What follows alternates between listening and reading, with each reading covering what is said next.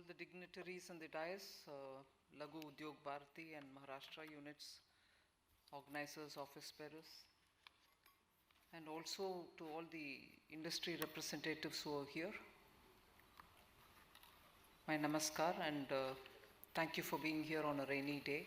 And rain, not the Maharashtra, Mumbai's standards, but even worse. In spite of that, you have come here, so I'm very thankful, and it always gives me immense satisfaction to come and join the Lagu Udyog Parivar. I've been attending over the years.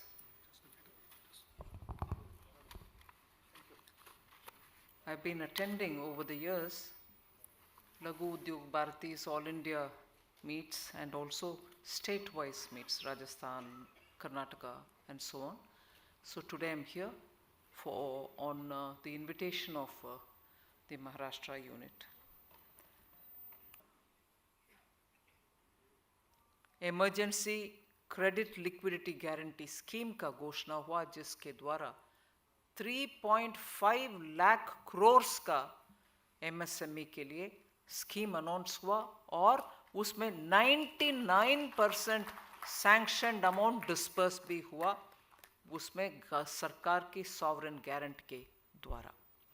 इसलिए MSME का विषय में corona से पहले ही सरकार के द्वारा बहुत सारे घोषणा हुआ. जैसे आप चाहते थे डेफिनेशन बदलना, on the phone in principle approval 60 minutes के अंदर देना, और उसके बाद धीरे धीरे से हर एमएसएमई सेक्टर का पॉलिसी को रिव्यू करके एमएसएमई मिनिस्ट्री के द्वारा भी सीजीटीएमएस स्कीम, जिसमें एनपीए हुए एमएसएमईस को भी मदद देने का एक स्कीम ले आए. सो पैंडेमिक के समय पूरे के पूरे एमएसएमई को मन में रखते हुए ही मॉरेटोरियम भी ले आए, जिससे कोई एमएसएमई कोविड के कारण एनपीए ना हो. बैंक को आदेश दिया, उसके ऊपर प्रश्न चिन्ह उठाए लोग ने, फिर सुप्रीम कोर्ट तक पहुंचा केस, फिर सुप्रीम कोर्ट में भी एक कमेटी के द्वारा, कामत कमेटी के द्वारा लिस्ट बनाया कि इन सेक्टर्स को भी मॉरेटोरियम और इंटरेस्ट को वेव करना या उसको सरकार के सब्सिडी के द्वारा उनको बोझ हटाना, ये सब उस समय ही हुआ. और इसमें मैं कॉमन स्ट्रैंड, एक धागा, इन सबको जोड़ते हुए एक धागा अगर मैं देख रही हूँ, वो एमएसएमई है. एमएसएमई का ही नजरिया इन सभी पॉलिसी में हमने जोड़ कर लिया है. एमएसएमई के लिस्ट में हम क्या स्टार्टअप्स को जोड़ते नहीं है? जोड़ना भी चाहिए. स्टार्टअप्स को भी हम बहुत सारे बैंकिंग सेक्टर के द्वारा, फिस्कल कंसिडरेशंस के द्वारा एमएसएमई को जितना ध्यान में रखते हुए पॉलिसी करते हैं, उतना ही स्टार्टअप्स को भी हमने असिस्ट किया. इसीलिए आप आज देख रहे हैं भारत 3rd रैंक में है पूरे दुनिया में एमएसएमई इकोसिस्टम बनाने में. और उसमें फर्स्ट क्वार्टर ऑफ 2022 तक 1.5 साल में स्टार्टअप्स में से इतने सारे ऑलरेडी यूनिकॉर्न के स्तर पर पहुंच गए, 100 से ऊपर. ये प्योरली भारत के एंटरप्रेन्योरशिप का और वो एंटरप्राइज जो क्वालिटी हम हर एक के अंदर है, जिसको पिछले 60 साल में, नियरली 50-60 years में दबा कर रखा था, because of the way we treat our businesses, because we don't trust them, and because it was under the license quota Raj, which although was removed in 1991, धीरे धीरे उसका प्रभाव आने तक you saw MSMEs and other entrepreneurial citizens of India suffering for support from government.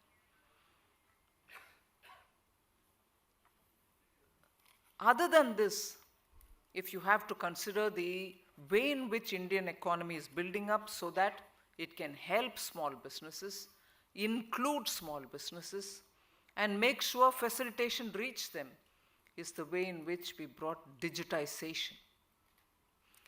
Digital entry or deepening digital access is the maximum in India compared to any other country. As a result, today, what you couldn't have accessed earlier, you're able to access at the press of a button. That digitalization is what has brought in MSMEs to achieve maximum financial inclusion. And also today, even 2 days ago when I was talking to industry, I was very clearly requesting them that due payments in due time is what is the lifeline for MSME. उनको मैं ये request की कि हाँ, हम सब, आप भी, हम भी MSME के बारे में बार बार बात करते हैं, उनके दुख जो MSME व्यक्त करते हैं उन सबको हम भी समझ कर उनके सपोर्ट करते हैं। सरकार हर कदम उठाती है इन दुख को हटाने के लिए, और उसमें एक बहुत ही इम्पोर्टेंट विषय, बार बार बहुत सारे मंत्रीगण भी उसमें सिचुएशन सुधार करने के लिए बयान देते हैं कि ड्यूज ऑफ द MSME, उनको जो पैसा समय पर मिलना चाहिए, गुड्स सेल किया, सर्विसेज सेल किया, उसका पेमेंट जो आना है वो समय पर नहीं आता। सरकार तो समाधान पोर्टल के द्वारा ये सुलझाने के लिए कोशिश करते हैं, फिर ट्रेड्स प्लेटफॉर्म लगा लिया, आप सब बहुत ही उत्साह से उसमें जोड़े, फिर ये बहुत सारे बयान के बाद भी, सरकारी मंत्रीगण भी इसमें आवेदना व्यक्त करने के बाद भी, हम सरकार के पब्लिक सेक्टर एंटरप्राइजेस सबको बोलते हैं कि 90 डेज से अंदर आप क्लियर करो। गवर्नमेंट डिपार्टमेंट्स को आदेश देते हैं, मैं खुद रिव्यू भी करती हूँ, मगर इसमें सिर्फ केंद्र सरकार और केंद्र सरकार चलाते CPSEs नहीं है, वो भी हैं, मगर उसके अलावा स्टेट गवर्नमेंट्स का ड्यूज भी है। स्टेट गवर्नमेंट्स का, उनके अंडर जो PSE है, पब्लिक सेक्टर एंटरप्राइजेस, उनका भी ड्यूज है टुवर्ड्स द MSMEs। और इससे ज़्यादा मैं समझ रही हूँ पब्लिक अरेना में जो प्राइवेट कंपनीज है उनका भी ड्यू है। सो जब मैं 2-3 दिन पहले इंडस्ट्री से मिले, उनसे ये भी बोली कि आपके संवेदना में समझ सकती हूँ MSMEs के द्वारा, बोले भी कि MSMEs का प्रॉब्लम को हम एड्रेस करना चाहिए। उस संदर्भ में उनको मैं याद दिलाई कि सरकार ड्यूज को क्लियर करने के लिए हर कदम कोशिश करती है और सुधार होने का जगह भी है, हम करेंगे भी। PSEs को आदेश देते हैं, मगर प्राइवेट सेक्टर इंडस्ट्रीज भी सिर्फ उसका बाकी का बयान कंपनी रजिस्ट्रार को देना तक नहीं है। बयान 2 स्टेटमेंट ऑफ आपके बैलेंस शीट में आप जो मेंशन कर रही हो वो भी सही है, इतना बाकी है MSMEs के लिए, मगर वो स्टेटमेंट के साथ साथ ये भी बोलना चाहिए कि 45 डेज के अंदर आप देंगे। प्राइवेट सेक्टर भी इसमें थोड़ा आगे होना चाहिए, जिससे MSMEs का ये पेंडिंग ड्यूज लगातार वो माउंट करते होते हैं, उसको सुलझाने के लिए एक रास्ता।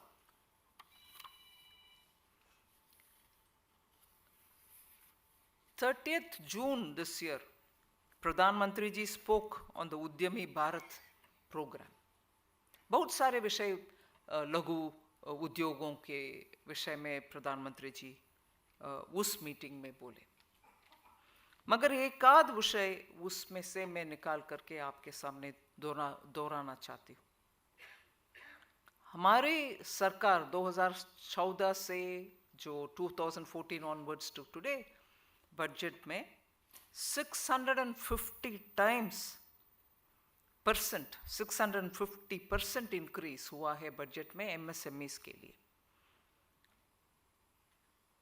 वो 7-8 साल, पिछले 7-8 साल में 650% increase in budget for MSME। सो उस मीटिंग में प्रधानमंत्री जी MSME को,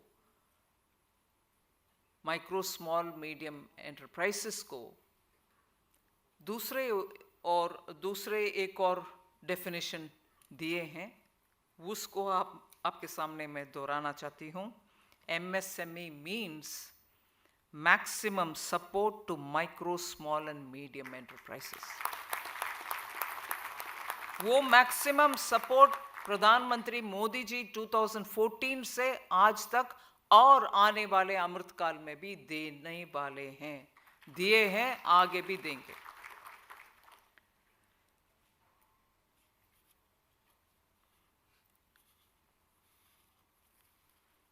एक और स्कीम है रैंप, शायद आप सबको जानकारी भी है। Racing and accelerating MSME performance, RAMP, racing and accelerating MSME performance. उसके लिए 6,000 करोड़ का फर्स्ट टाइम एक्सपोर्टर्स के लिए उस स्कीम के द्वारा इंसेंटिव्स अनाउंस हुए हैं।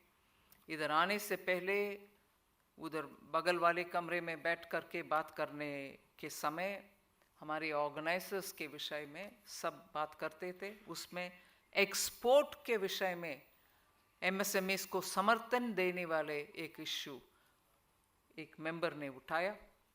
उसमें मैं याद दिलाना चाहती हूँ, ये MSME इकोसिस्टम स्ट्रेंथन करने के लिए और फर्स्ट टाइम MSME एक्सपोर्टर्स को उपयोग में आने के लिए इस साल 22-23 से रैंप का स्कीम ले आए, जिसमें it is worth about 6,000 crore. आप सामने बैठे हैं माननीय Sardar ji, so you have the answer for the issue you raised.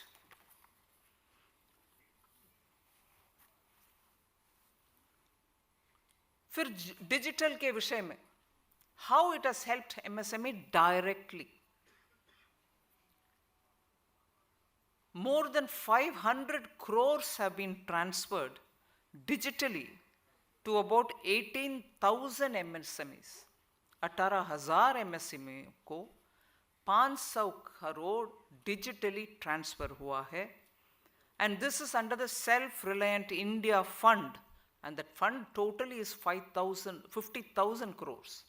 Self-Reliant India Fund, which is primarily to assist in small and medium industries.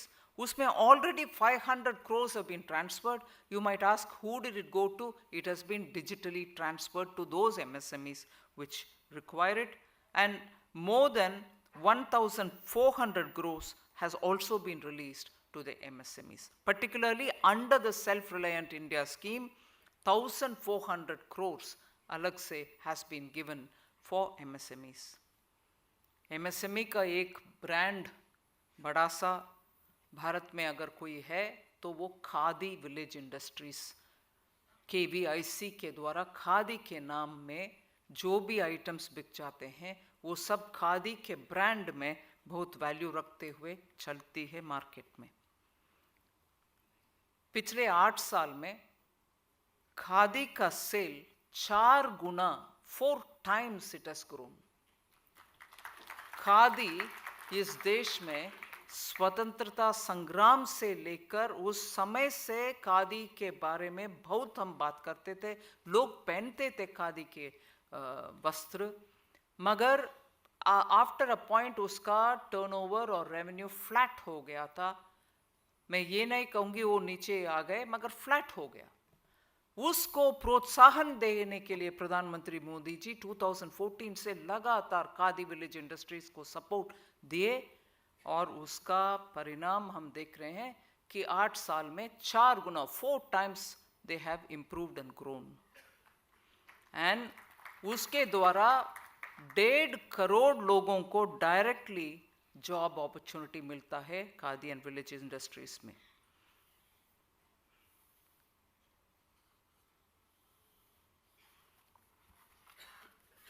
Government procurement के लिए सरकार बहुत ही, पर्टिकुलरली केंद्र सरकार और उनके पब्लिक सेक्टर अंडरटेकिंग सब प्रोक्योर करते हैं बहुत सारी चीज़ मार्केट से, मगर एक GeM portal government e market GEM portal जो हम 2015 में प्रधानमंत्री जी इनॉग्रेट किए, मैं कॉमर्स मिनिस्ट्री में थी उस समय, मुझे याद है, सरकारी हर प्रोक्योरमेंट को जेम के द्वारा करो और उसमें MSME को एक सेक्शन टोटली रिजर्व करो और उनको प्रायोरिटी दो। उस पोर्टल में हर MSME का जो चाहते हैं प्रोडक्ट मार्केट कर सकते हैं, उसमें से सरकारी विभाग सब प्रोक्योर करते हैं और वो जेम पोर्टल में है। ऐसे छोटे छोटे विषयों के ऊपर भी ध्यान दे करके आज MSMEs को स्पेसिफिकली बेनिफिट देने के काम सरकार में हो रही है। मैं आप सबको एक रिक्वेस्ट करूंगी, जैसे लघु उद्योग भारती स्टेट वाइज भी और नेशनल वाइज भी संपर्क में रहते हैं, गवर्नमेंट से बात करते हैं और उनके कठिनाई बार बार ले आकर के बोलते हैं और उसके द्वारा हम सिस्टम में, पॉलिसी में जो करेक्शंस करना है वो सब करते हैं। उस करेक्शंस के द्वारा तुरंत आपको फायदा भी मिलता है। उदाहरण के लिए आज ग्लोबल टेंडर के द्वारा बड़ा कंपनियां उनके माल खरीदते हैं। उस ग्लोबल टेंडर में पार्टिसिपेट करने के लिए बहुत सारे कंडीशंस लगाते हैं। प्रायर एक्सपीरियंस है, आपके टर्नओवर इतना तक है, आप इतने सारे ग्लोबल कंपनियों को सप्लाई पहले कर चुके हैं क्या, ऐसे सब कंडीशन।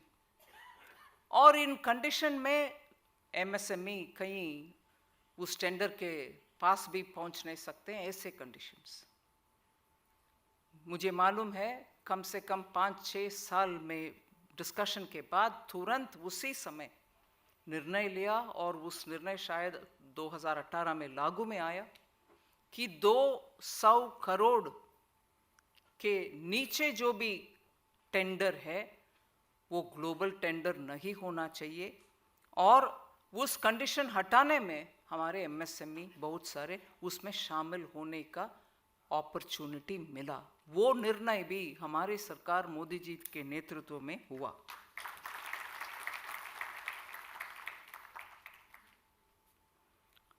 और शायद आपको ये जानकारी भी है कि PLI स्कीम्स टेलीकॉम और नेटवर्किंग प्रोडक्ट्स के लिए, वो सभी प्रोडक्ट्स टेलीकॉम और नेटवर्किंग प्रोडक्ट्स को मैन्युफैक्चर भारत में करने के लिए जो PLI स्कीम है, प्रोडक्शन लिंक्ड इंसेंटिव स्कीम, उसमें भी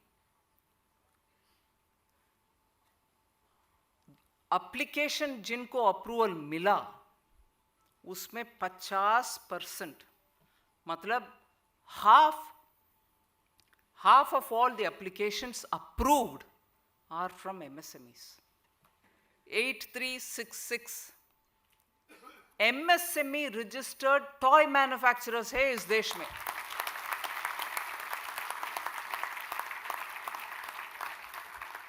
सीधा हमारे कस्टम्स ड्यूटी बढ़ाना और इंपोर्ट को सख्त टेस्टिंग करके अंदर ले आने के लिए मेजर्स लेना, ये सब ये 8000 से ज़्यादा जो MSME यूनिट्स है टॉय मैन्युफैक्चरर्स, उनको मन में रखते हुए किए गए कदम है।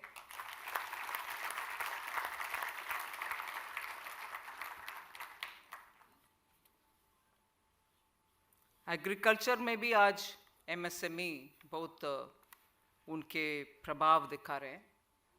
बहुत विषय है बोलने के लिए, मगर उसमें मैं लार्जर एक विषय को दोहराना चाहती हूँ। अमृतकाल है, भारत के नींव की हड्डी है एमएसएमई, और हमारे देश के इनोवेशन स्टार्टअप और इस दुनिया में पेटेंट्स भी ज़्यादा आजकल रजिस्टर हो रही है।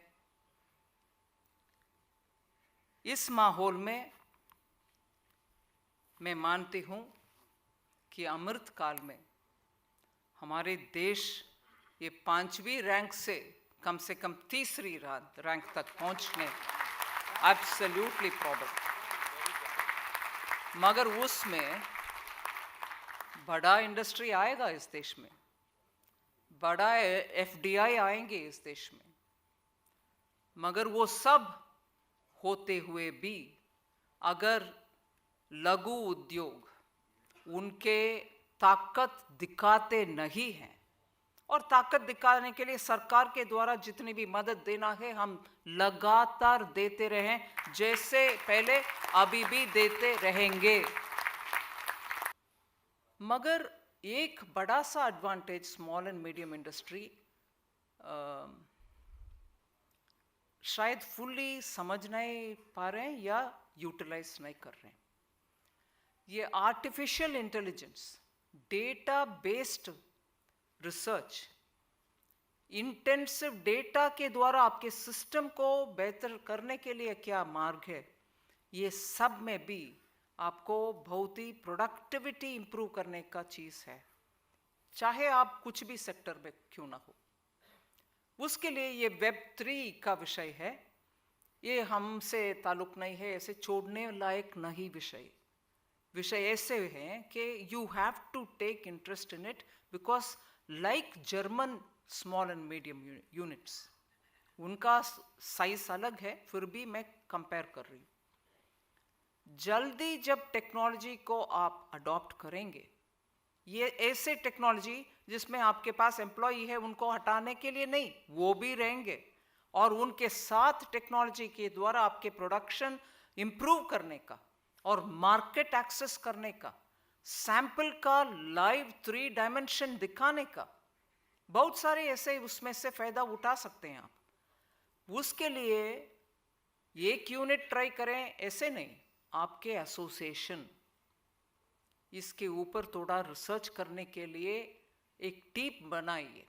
सरकार हर राज्य में ऐसे आर्टिफिशियल इंटेलिजेंस और आईओटी के विषय में और डीप डेटा एनालिसिस के लिए सरकार के द्वारा बहुत ही असिस्टेंस मिल रहा है राज्य स्तर पर।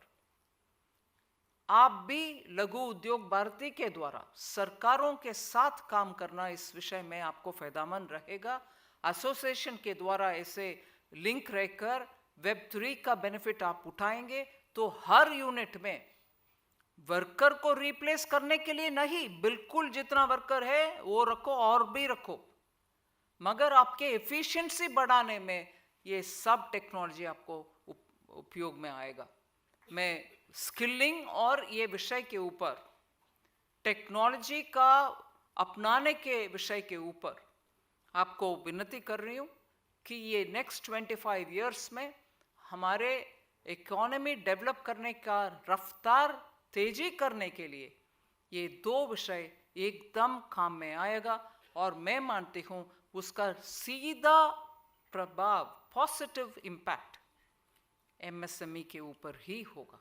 बड़े इंडस्ट्री तो कैसे भी मशीन रखते हैं, मगर एमएसएमई डिजिटाइज करो, एमएसएमई बेटर स्किल लो, एमएसएमई बेटर डेटा एनालिसिस करो और टेक्नोलॉजी को उपयोग करो विदाउट अपसेटिंग, आपके आज के फॉर्मुलेशन को अपसेट ना करते हुए ये तीनों करो, अमृतकाल आपका ही होगा।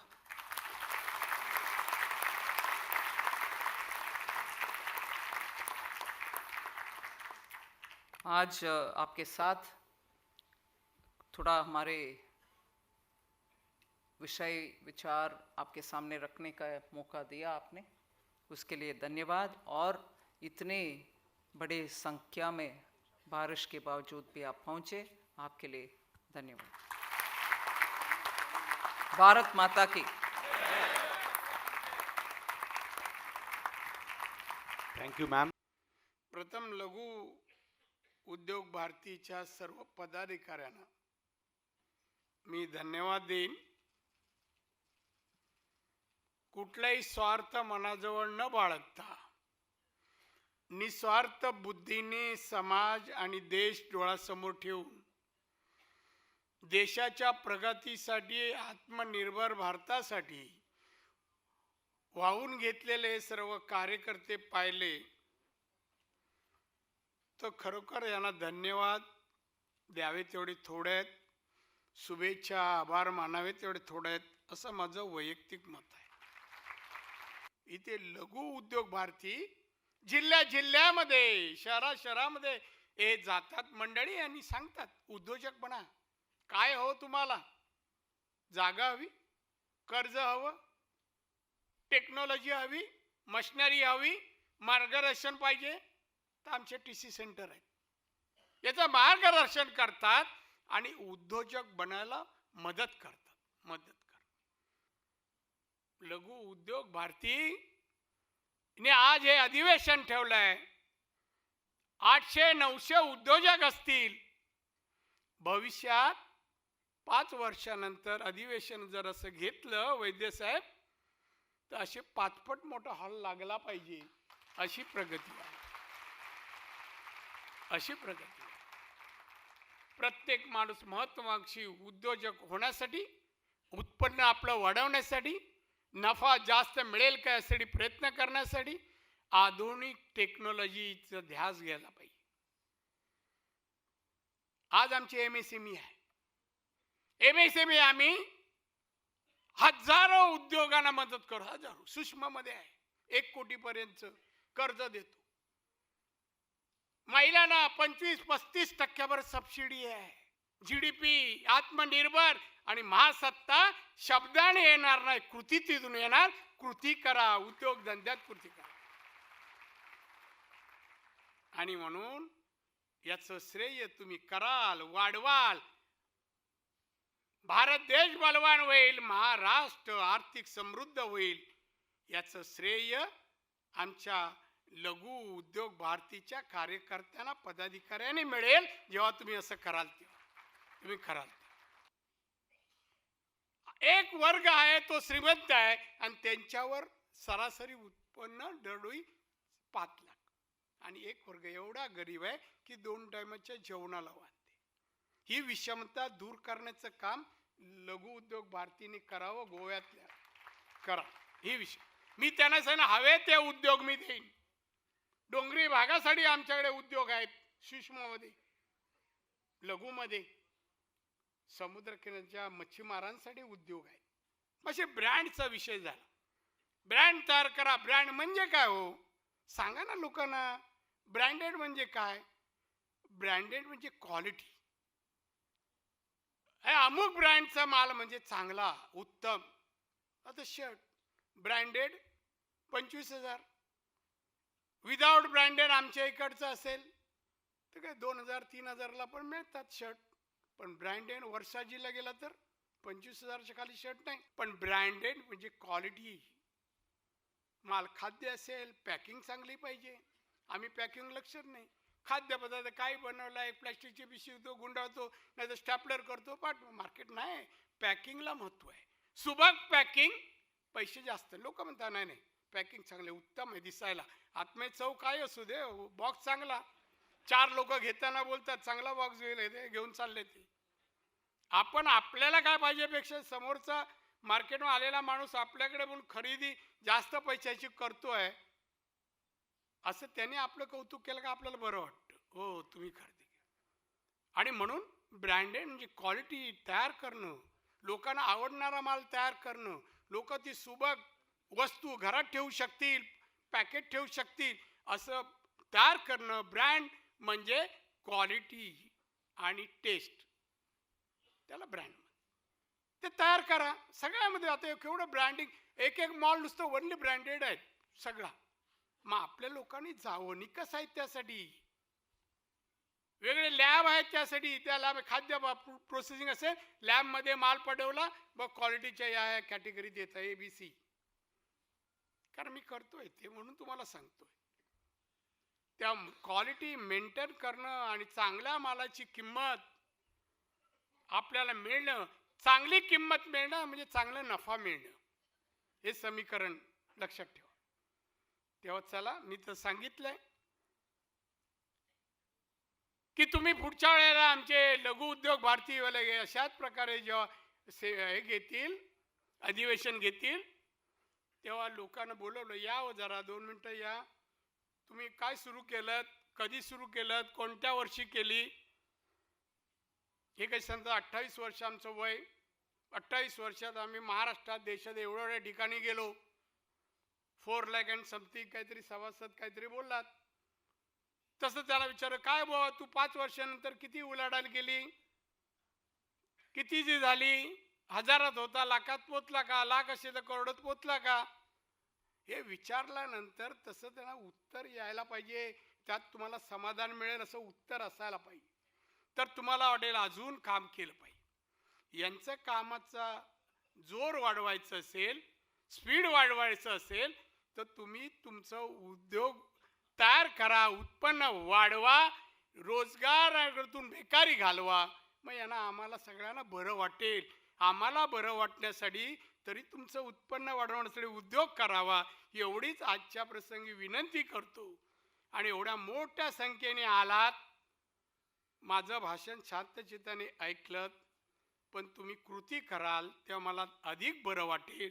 कृतीची अपेक्षा करतो. इथेच थांबतो. जय हिंद, जय महाराष्ट्र. लघु उद्योग भारतीच्या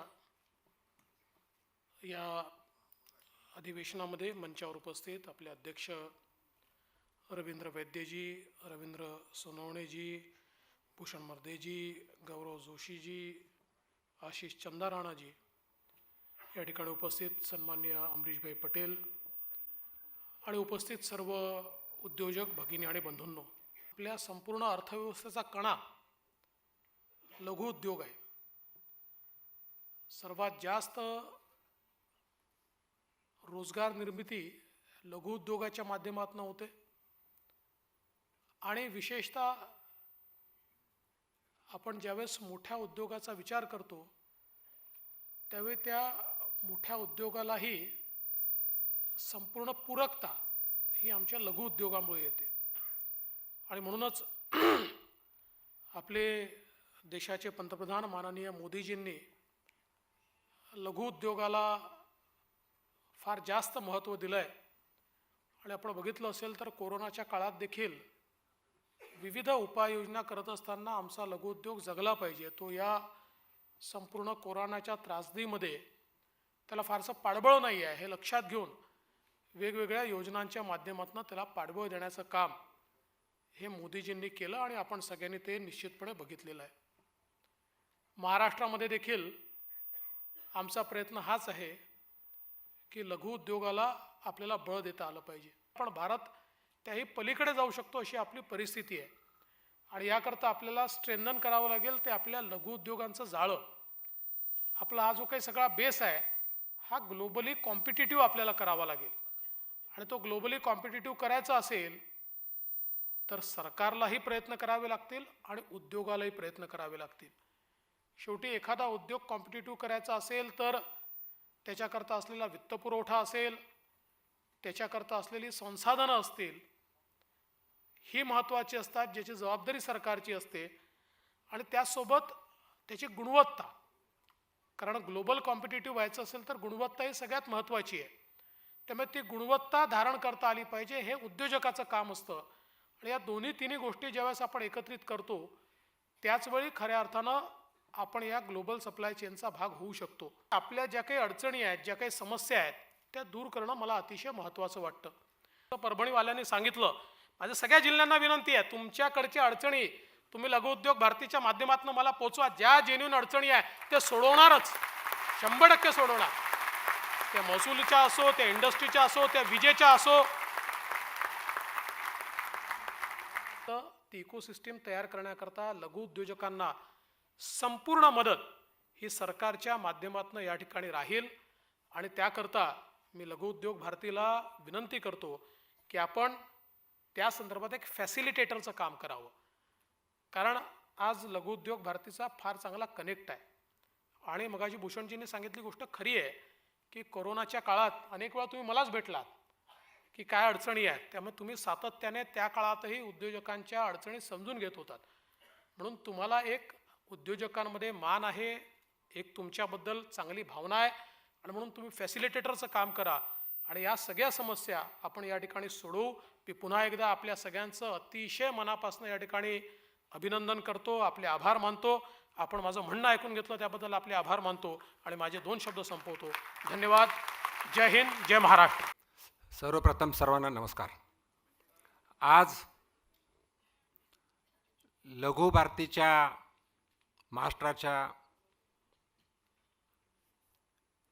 कॉन्फरन्स प्रसंगी व्यासपीठावर उपस्थित असलेले बलदेव प्रजापती, राष्ट्रीय अध्यक्ष लघु भारती, त्याचप्रमाणे या कार्यक्रमासाठी ज्यांनी ऑर्गनाईज करण्यापासून ते शेवटपर्यंत प्रयत्न घेतात असे माझे मित्र आणि महाराष्ट्र लघु भारतीचे अध्यक्ष श्री रवींद्र वैद्यजी, लघु भारतीचे महाराष्ट्राचे सेक्रेटरी श्री भूषण मर्देजी, आदरणीय व्यासपीठ आणि महाराष्ट्राच्या कानाकोपऱ्यातून जमलेल्या माझ्या सर्व उद्योजक बंधू आणि भगिनींनो, MSME हे इकॉनॉमिक डेव्हलपमेंटचं एक इंजिन आहे. त्या इंजिनमध्ये एम्प्लॉयमेंट जनरेशनसुद्धा महत्त्वाचं आहे आणि साधारण 11.3 कोटी जॉब्स MSMEने मिळालेत आणि देशामध्ये 6.3 एंटरप्रेनर्स हे MSMEचे आहेत. GDPचं मी तुम्हाला सांगितलंच, पण त्याचप्रमाणे जर important aspect of growth of MSME जर पाहायचं गेलं तर it is easy to flow credit. म्हणजे आपण जर 2014 पूर्वी आणि 2014 नंतर जर कम्पेअर केलं तर क्रेडिट अवेलेबिलिटी ही थोडं इझी झालेली आहे, म्हणजे बरीच इझी झालेली आहे.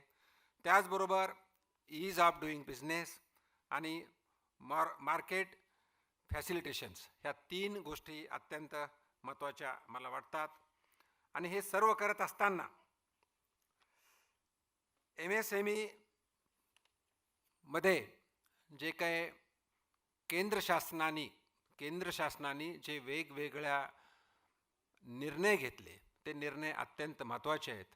त्यामध्ये मागच्या कोविडच्या काळामध्ये 2 वर्ष ज्यावेळेस आपण परेशान होतो त्यावेळेस केंद्र सरकारच्या माध्यमातून आत्मनिर्भर भारत म्हणून पॅकेजेस जाहीर केले आणि त्यातलं एक पॅकेज जे महत्त्वाचं होतं तर ते पॅकेज MSMEसाठी होतं. आणि ते MSMEचं पॅकेज जे होतं ते साधारण सुरुवातीला 3.5 लाख कोटी, नंतर 1 लाख कोटी, असं 4.5 लाख कोटीचं पॅकेज, 4.5 लाख कोटी MSMEला दिल्यामुळे MSMEला त्याचा बराच फायदा झाला. स्कीम्स आहेत, emergency credit line guarantee scheme असेल, ह्याच्याबद्दल आपण अद्ययावत आहातच. जर काही MSMEनी जर फायदा याचा घेतला नसेल तर ती घेण्याची गरज आहे असं मला वाटतं आहे. अजूनही ती स्कीम चालू. Credit guarantee trust for micro and small enterprises plays an important role by providing credit guarantee to MSME. म्हणजे आपण जे लोन घेतो तर त्या लोनची गॅरंटी हे क्रेडिट गॅरंटी ट्रस्ट म्हणून गव्हर्नमेंट ऑफ इंडियाने फॉर्म केला आणि बँकेला जी गॅरंटी दिलेली आहे तर ती गव्हर्नमेंट ऑफ इंडियाने दिलेली आहे. आणि म्हणून आपणाला जेवढं कोलॅटरल आहे तेवढ्यावरच 20% ॲडव्हान्स हे लोन आपल्याला मिळू शकतं. एवढ्यानंतर multi schemes and policy initiatives are taken by the government. आणि त्या आपण जास्तीत जास्त, जसं आता मॅडमनी सांगितलं की टेक्नॉलॉजी आपण वापरली पाहिजे. टेक्नॉलॉजीमध्ये ठीक आहे, थोडा रोजगार जरी कमी झाला पण आपणाला ॲडव्हान्स टेक्नॉलॉजी माध्यमातून एक प्रोडक्शन चांगलं होऊ शकतं.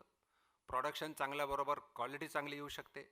म्हणून टेक्नॉलॉजीचा आपण MSMEच्या माध्यमातून उपयोग झाला पाहिजे. आणि त्याचबरोबर इनोव्हेशन नवीन नवीन इनोव्हेशन झाले पाहिजे आणि त्यासाठी MSME जरी छोटा सेक्टर असला, म्हणजे युनिट छोटं जरी असलं, पण त्याच्यामध्ये आपल्याला अपग्रेड काय करता येईल ह्याच्यावर आपण नेहमीच विचार केला पाहिजे, असं माझं एक मत आहे. हे करत असताना मी अगोदर सांगितलं की मी एक बँक आणि इन्शुरन्स हा पोर्टफोलिओ मला दिलेला आहे मॅडमच्या माध्यमातून. म्हणून ज्या ज्या राज्यामध्ये मी जातो त्या त्या राज्यामध्ये मला MSME छोटे छोटे उद्योजक, मोठे उद्योजक सर्व भेटतात आणि उद्योजकाच्या अडचणी मी उद्योजक आणि बँक यांच्यामध्ये समेट कसा राहील, बँक आणि उद्योजक यांच्यामध्ये फ्रेंडली वातावरण कसं राहील आणि बँकेच्या माध्यमातून उद्योजकांना मदत कसं राहील, कशी मदत होईल यासाठी मी नेहमीच प्रयत्न करत असतो आणि त्याला यश पण येतं आहे ह्याची मला पूर्ण कल्पना आहे. We believe that banks today cannot just be credit providers but also partners in the growth of the MSME. म्हणून म्हणजे बँकेबरोबर आपले रिलेशन्स फ्रेंडली कसे राहतील दॅट इज इम्पॉर्टंट आणि बँकेला आपल्या उद्योजकाचं एक पार्टनर म्हणून कसं हे करता येईल ते करण्याचं महत्त्व आहे. And this partnership will go long way in not only formalizing the credit but also facilitating the development across the board of the MSME, whether they come from number 1, 2 or 3 tier cities. महाराष्ट्रामध्ये आणि केंद्रामध्ये दोन्ही ठिकाणी ज्या ज्या काही MSMEच्या अडचणी असतील त्या आम्ही आमच्या अडचणी समजून आम्हाला हे उद्योग क्षेत्र विशेषतः महाराष्ट्रातले